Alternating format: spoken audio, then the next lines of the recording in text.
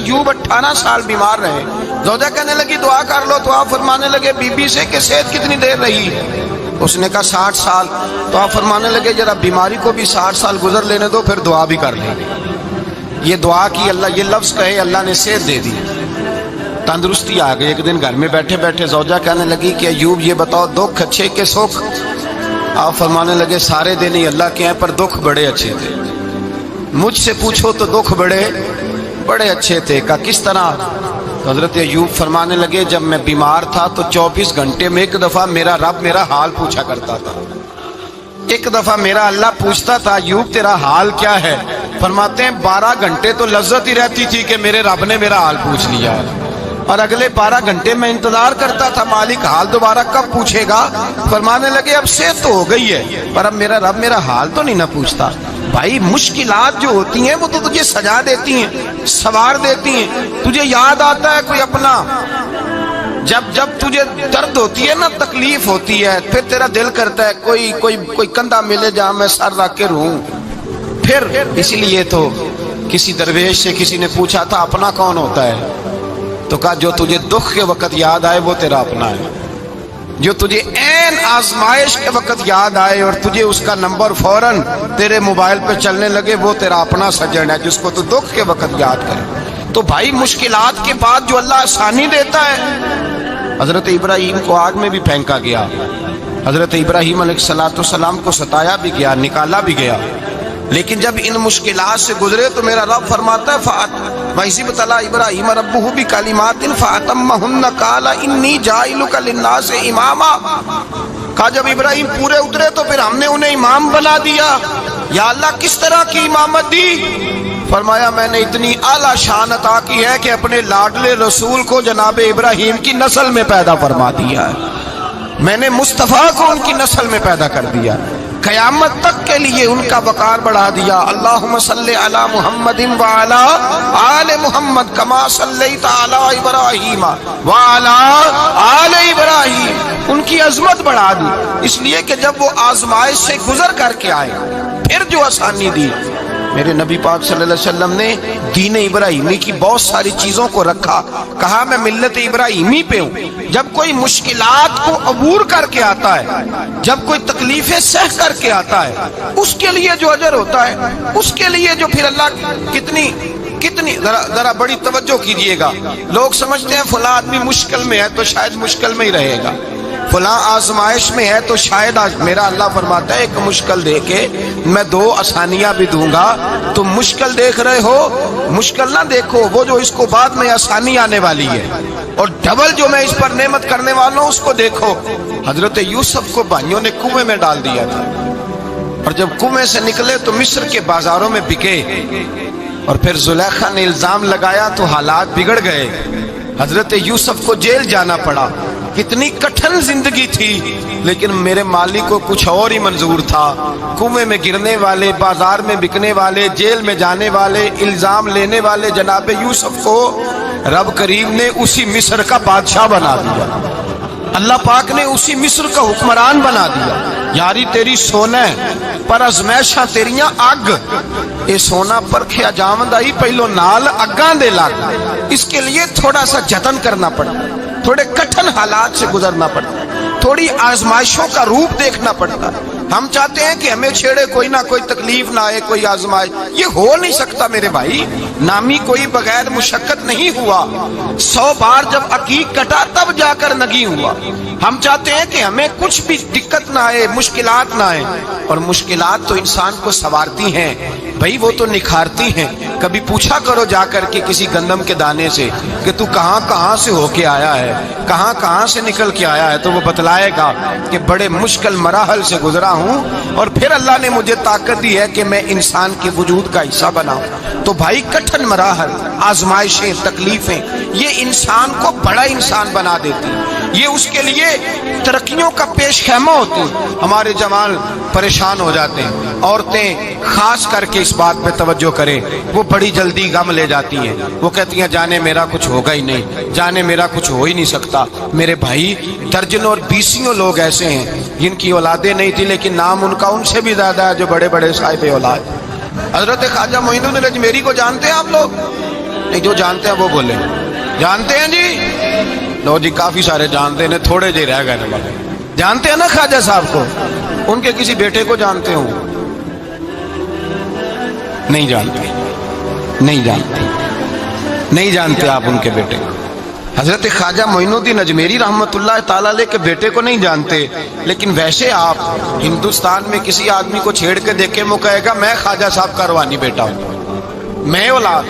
حضرت غوث اعظم رضی اللہ تعالیٰ عنہ کی اولاد کو کم لوگ جانتے ہیں, لیکن آپ ویسے کسی کو پوچھ کے دیکھیں 11ویں والا پیر کون ہوتا ہے, ہر آدمی ہاتھ اٹھا کے بتائے گا خدا کے فضل سے ہم پر ہے سایہ غوث اعظم کا, ہمیں دونوں جہاں میں ہے سہارا غوث. لوگ جھوم کے بتلائیں. میرے بھائی یہاں لوگ پریشان ہو جاتے ہیں کہ اولاد ہوگی تو یہ ہوگا, فلاں ہوگا تو یہ ہوگا. بھائی ایسی کوئی بات نہیں. میرے پاس پیسے ہوتے تو میرا ابا بیماری سے فوت نہ ہوتا. جو مالدار ہوتے ہیں تو کیا وہ بچ جاتے ہیں؟ حضرت اسرائیل انہیں چھوڑ جاتے ہیں؟ او خدا کے بندے تو کیسی بات کر رہا ہے؟ آپ کی نئی نئی دوستی ہوتی ہے تو حالات اور ہوتے ہیں, تو 6 مہینے کے بعد حالات اور 6 سال کے بعد اور ہوتے ہیں, اور پھر جب وقت بیت جائے تو پھر معاملات. لیکن آپ کو استقامت دکھانی ہے, ڈٹنا ہے, کھڑا ہونا, مسائل کے سامنے رکنا ہے. مسائل سے بھاگ جانا, نظریں چرانا, میرا گھر میں دل نہیں لگتا, میں کہیں اور رہوں گا, میں ملک میں نہیں رہوں گا, میں ان رشتہ داروں کے بیچ وقت نہیں گزاروں گا, یہ انداز ٹھیک نہیں. اسلام نے گوشہ نشینی کو ناپسند کیوں کیا ہے؟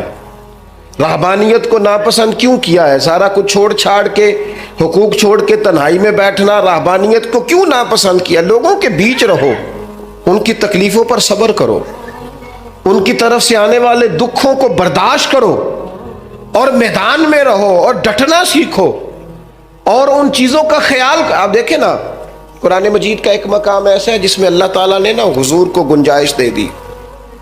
یعنی ہمیں اگر گنجائش مل جائے, کرو چاہے نہ کرو, تو فٹافٹ لوگ گنجائش پہ عمل نہیں کرتے.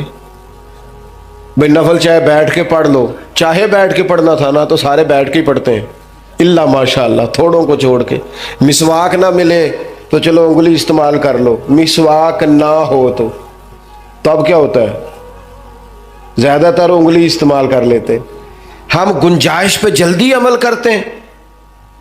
لیکن حضرت عائشہ صدیقہ رضی اللہ تعالی عنہ فرماتی ہیں کہ اگر امت کے حق میں احکام لینے کی باری آتی تھی تو حضور آسانی کو پسند کرتے تھے. آپ کی توجہ ہے میری بات پر؟ لیکن جو اپنا معاملہ تھا نا حضور کا اپنا, اس میں جو استقامت کا حسن تھا وہ بڑا دیدنی ہے.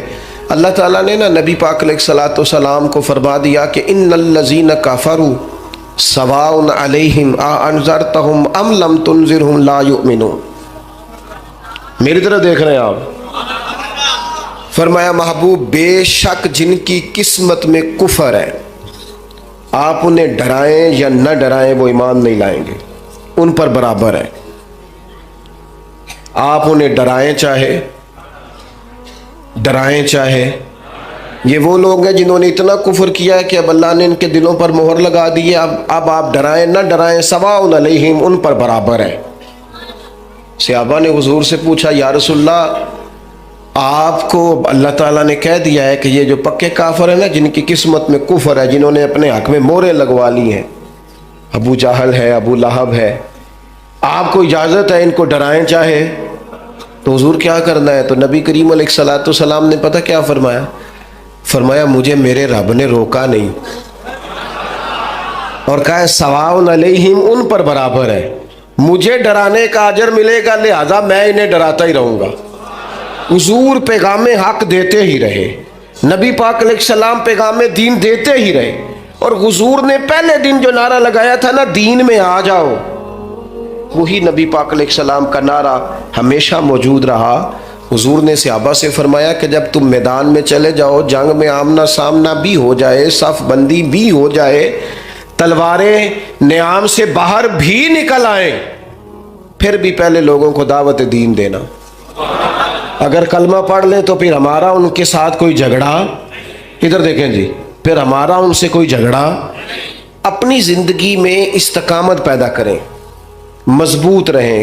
ہمارے بچے نوجوان ایک کام شروع کرتے ہیں, 6 ماہ کے بعد دوسرا شروع کر لیتے ہیں, پھر اگلے 6 ماہ کے بعد ان کا پروگرام کوئی اور بن جاتا ہے. پھر 2 سال گزرتے ہیں تو کہتے ہیں میں اتنے کام ہی نہیں کرنا, میں باہر جانا. او بھائی تو کہیں ٹھہر تو صحیح. اگر بندہ استقامت سے کرے نا, میرے ابا جی کہا کرتے تھے وہ وٹا بھی کلے پیار ہوئے تو پارا ہو جاتا ہے. اور شرط یہ ہے کہ کہیں ٹھہرے تو صحیح نا, اس کے ساتھ بھی مٹی آ کے تھوڑی تھوڑی لگ جاتی. زندگی میں استقامت ایک سبب. دوسری بات یہ, استقامت کس کو نصیب ہوتی ہے؟ جو بندہ بردبار ہو, حلیم الطبع ہو, جلد بازی نہ ہو طبیعت میں, کوئی ٹھہراؤ ہو, کوئی سکون ہو. ہمارے ہاں نا لوگوں کو جلدی بڑی ہے, بڑی جلدی ہے. امیر ہونے کی بھی جلدی ہے, بڑے ہونے کی بھی جلدی ہے. اور بعض لوگ ایسے ہیں جن کو ابھی 6 مہینے نہیں ہوئے نماز شروع کی, انہیں ولی بننے کی بڑی جلدی ہے. وہ کہتے ہیں میں پورا سال ہو گیا پیر صاحب کے پاس آنا, ابھی تک کامل ولی کیوں نہیں بنا؟ او بھائی تو ٹھہر جا, تھوڑی سی نا طبیعت میں حلیمی ہو, بردباری ہو, مزاج میں ٹھہراؤ. جتنا آپ جن کاموں میں جلدی کا حکم ہے ان میں جلدی کرتے نہیں. حضور علیہ الصلوۃ والسلام نے فرمایا نماز کا وقت ہو جائے تو ادا کرنے میں جلدی کرو. کسی کا قرض دینا ہو, پیسے میسر آ جائیں تو ادا کرنے میں جلدی کرو. نبی پاک علیہ الصلوۃ والسلام نے فرمایا بچی اور بچے کا مناسب رشتہ مل جائے تو پھر شادی کرنے میں جلدی کرو. اور چوتھے نمبر پہ فرمایا اگر کسی کا انتقال ہو جائے تو اسے دفن کرنے میں یہاں جلدی کا حکم ہے. باقی حلیمی, بردباری, ٹھہراؤ, قرار. اگر آپ جلد بازی کریں گے نا تو آپ تلخ بھی ہو جائیں گے, بے قرار بھی ہو جائیں گے, بے سکون بھی ہو جائیں گے. اور جلد باز آدمی کا وقار بھی خراب ہوتا ہے, محسوس ہوتا ہے کہ یار یہ بندہ کدھر نکل گیا. جلد باز نہ بنے, حلیمی, ٹھہراؤ, سکون, اطمینان زندگی میں پیدا کریں. کچھ چیزیں ایسی ہیں جو صرف وقت کے ساتھ ٹھیک ہوتی ہیں, صرف ٹائم گزرنے سے ٹھیک ہوتی ہیں. کچھ لوگ ایسے ہوتے ہیں جن کا ذہن صرف وقت کے ساتھ آپ کے حق میں تبدیل ہوگا. آج آپ جتنی مرضی دلیلیں دیں گے وہ نہیں سمجھیں گے, آپ جتنا مرضی ان کو قائل کریں گے نہیں سمجھیں گے, لیکن ایک وقت آئے گا کہ آپ کو کہنا ہی نہیں پڑے گا, ان کی سمجھ میں بات. کچھ لوگ ایسے تھے جنہیں حضور نے شروع اعلان نبوت میں کہا تھا کلمہ پڑھ لو, لیکن ان کی آنکھیں فتح مکہ پہ جا کے کھلی تو الحمدللہ ٹھیک ہو گیا. آ جائے میرے عزیز, اپنی زندگی میں حلیمی, بردباری, ٹھہراؤ. وہ مرغی بھی جب تک جم کے نہ بیٹھے, انڈوں سے بچے نکلتے, اسے بھی کچھ دن ڈٹ کے بیٹھنا پڑتا ہے. اگر ٹھہراؤ ہی نہیں ہوگا, قرار ہی نہیں ہوگا. قبیلہ عبد القیس کا وفد آیا تھا حضور کی بارگاہ, کچھ لوگ دوڑ کے آ گئے زیارت کرنے کے لیے, لیکن جو ان کا سردار تھا نا, اس نے سکون سے پہلے اپنا اونٹ باندھا, پھر اطمینان سے وہ آیا, کپڑے تبدیل کیے, وضو کیا, نبی پاک کی بارگاہ میں حاضری دی. تو سیاستہ میں موجود ہے. حضور فرمانے لگے تیری یہ 2 عادتیں مجھے بڑی بھلی لگی ہیں, ایک تیرے مزاج میں جو اطمینان ہے, اور دوسری جو حلیمی اور بردباری ہے. یہ جو ٹھہراؤ ہے, طبیعت کا سکون ہے. یہ جو میں نا ایئرپورٹ پہ تھا, لائن لگی ہوئی تھی لوگوں کی, واپس آیا تھا میں, تو مجھے دیکھ کے نا وہ جو امیگریشن کے لوگ ہوتے ہیں ایئرپورٹ پہ, وہ مجھے کہنے لگے پیر صاحب تسی اگے آ جاؤ. اب ظاہر ہے چلیں دین کی برکت ہے, کچھ لوگ جانتے ہیں کہ آپ آگے آ جائیں. میں نے ان سے کہا آپ کا شکریہ, لیکن میں جہاں کھڑا ہوں ٹھیک ہوں, اور میں ہوں بھی بالکل ٹھیک, مجھے جلدی بھی کوئی نہیں, کوئی جلدی نہیں کسی قسم کی. وہ پھر کہنے لگا آپ آگے آ جائیں. میں نے کہا نہیں آتا, میں ادھر ٹھیک ہوں, بالکل بالکل اطمینان میں ہوں, ٹھیک ہوں. 10-15 لوگ تھے, میری باری آ گئی, میں نے اس کا شکریہ ادا کیا, اور ساتھ میں نے اسے پتہ کیا کہا, جو لوگ اتر کے آئے تھے وہ سارے اکٹھے ہی تھے. میں آگے آ جاتا تو انہوں نے کہنا تھا دیکھو جی مولوی خود مساوات کا درس دیتے ہیں, لائن کراس کر کے چلے گئے. اور دوسری بات یہ ہے کہ میں اگر آپ سے مور جلدی بھی لگوا لیتا تو پتہ نہیں وہاں سامان والے چین پہ کتنی دیر کھڑا رہتا. تو فائدہ کیا ہے ان جلد بازیوں کا؟ اس میں مثلا کیا ہو جائے, اس بھاگ دوڑ کا کیا نتیجہ ہے؟ جب آپ بردبار ہوتے ہیں, ہمارے ہاں نا بڑا مسئلہ ہے گھروں میں بھی باہر بھی سب کو, बच्चियाँ उनकी शादी हो के आते ही वो चाहती हैं कि मेरा फटाफट कब्ज़ा हो जाए घर में, हर चीज़ जो है ना वो बिल्कुल मेरी मर्ज़ी के मुताबिक हो। और घर में से भी कुछ लोग ऐसे होते हैं, बड़े बुजुर्ग, जो चाहते हैं इस बच्ची पर हमारा कब्ज़ा हो जाए, हमारा हुक्म चले। इस जंग के अंदर कई दफ़ा रिश्ते तो हार जाते हैं, लेकिन किसी का कोई फ़ायदा। अगर वक्त गुजारा जाए तो एक टाइम आता है जब अल्लाह ताला हर शख्स को उसका नसीब उसके दरवाजे पर अता कर देता है। हलीमी, ठहराओ, हौसला। यानी आप किसी दुश्मन से ताबड़तोड़ गुफ्तगू भी करेंगे ना तो कई दफ़ा वो तो जिस तरह का होगा आपका भी वकार ख़राब हो जाएगा। हुजूर फरमाते हैं कुछ लोगों को अल्लाह क़यामत में बगैर हिसाब किताब जन्नत में दाखिल करेगा। फरिश्ते पूछेंगे पुल सिरात से हुआ है? वो कहेंगे देखी नहीं। मिज़ाने अमल खुलवाए? वो कहेंगे देखा ही नहीं। कैसे आ गए? तो कहेंगे खुदा के फजल से आ गए। फरिश्ते पूछेंगे तुम्हारा अमल क्या था? वो कहेंगे कुछ भी नहीं।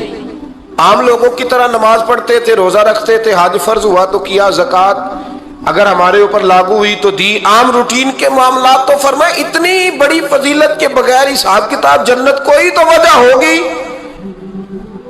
तो बंदे अर्ज करेंगे वजह एक ही थी कि रब जो हमारे हक में फैसला करता था हम उस पर राजी हो जाया करते।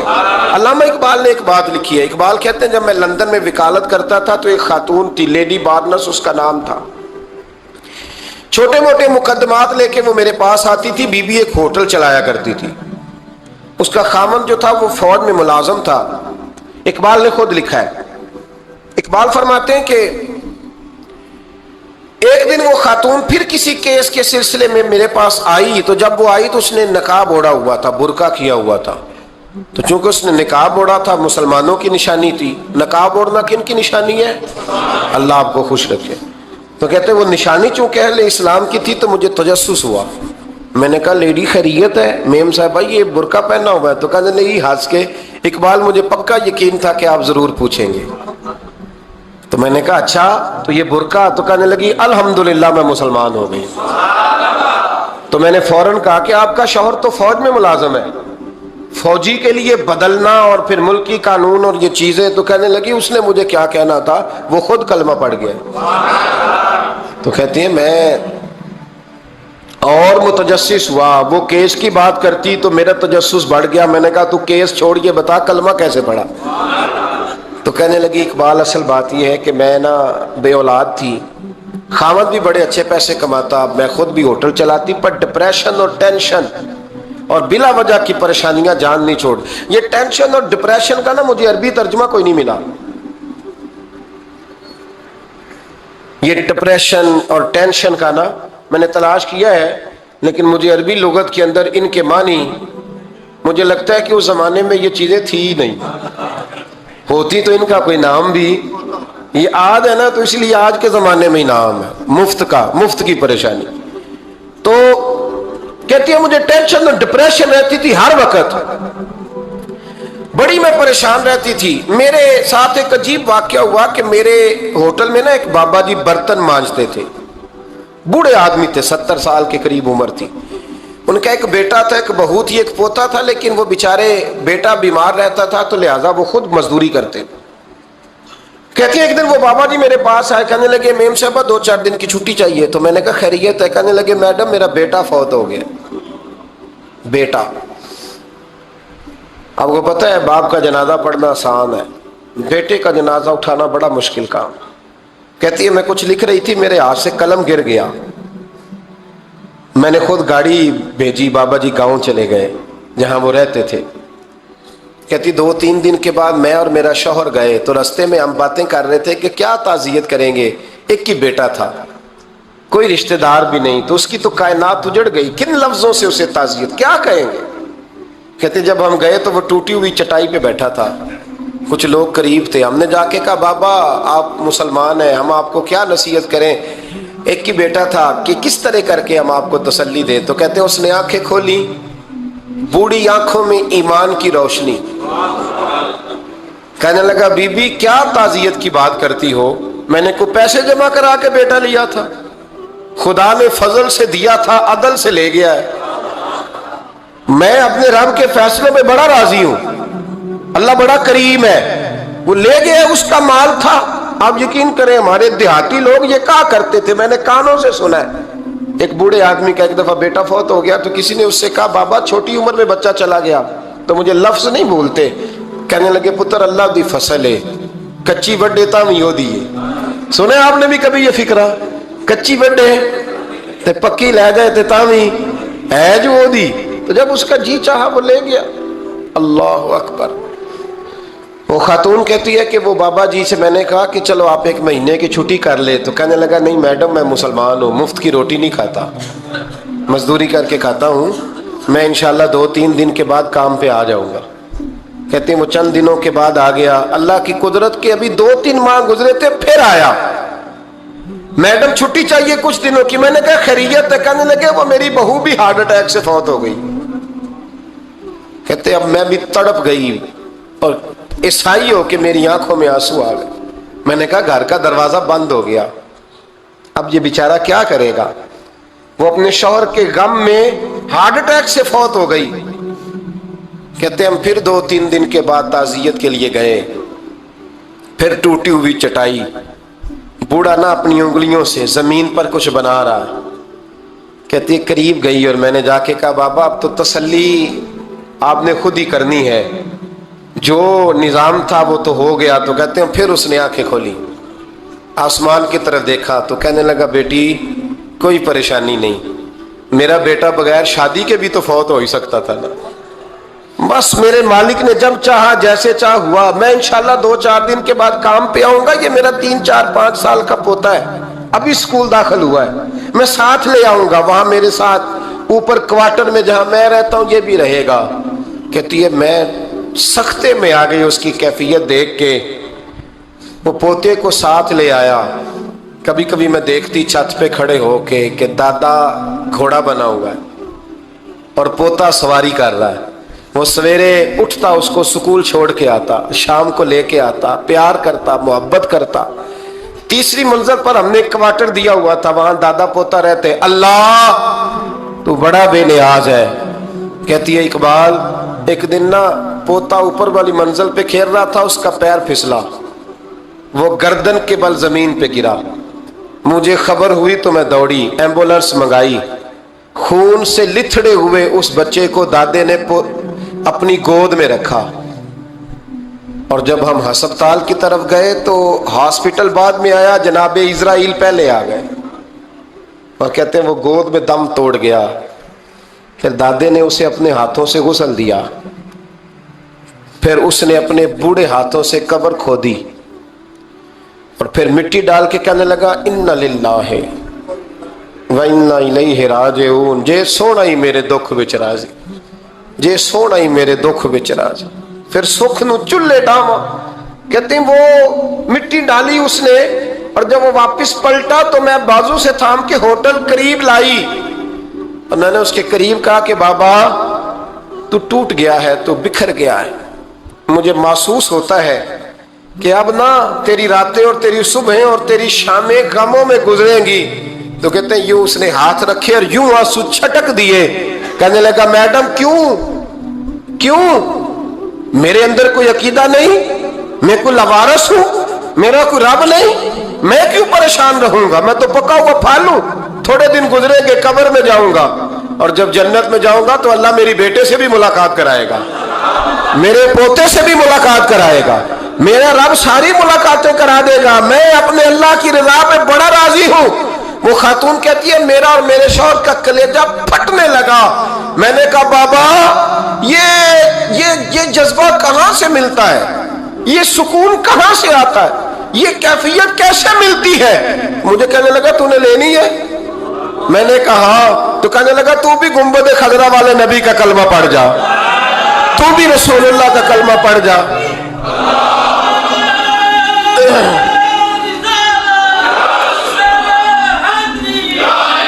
میرے محبوب کا کلمہ پڑھ، اللہ تجھے سکون عطا کرے گا۔